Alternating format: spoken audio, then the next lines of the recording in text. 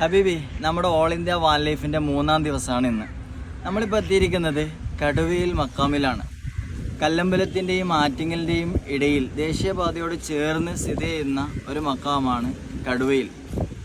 ഇവിടെ കിടക്കുന്ന മഹാനവറുകളെ ഏകദേശം 350 വർഷങ്ങൾക്ക് മുമ്പ് ഇവിടെ എത്തുകയും ദീനീ പ്രബോധന രംഗത്ത് സജീവമാവുകയും അങ്ങനെ ഇവിടെ വഫാത്താവുകയും ചെയ്തതാണ്.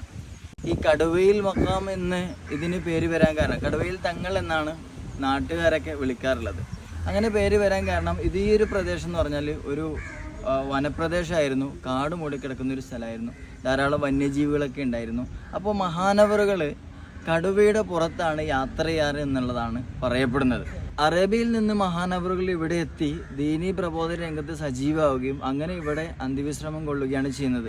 ഇവിടുത്തെ ഒരു പ്രത്യേകതയായിട്ട് ഞാൻ കണ്ടത് നാനാമത വിഭാഗ ആളുകളും ഇപ്പോഴും ഇവിടെ വരുന്നുണ്ട് എന്നുള്ളതാണ്. ഇന്നലെ എൻ്റെ ആദ്യ നോമ്പുറയായിരുന്നു ഇവിടെ.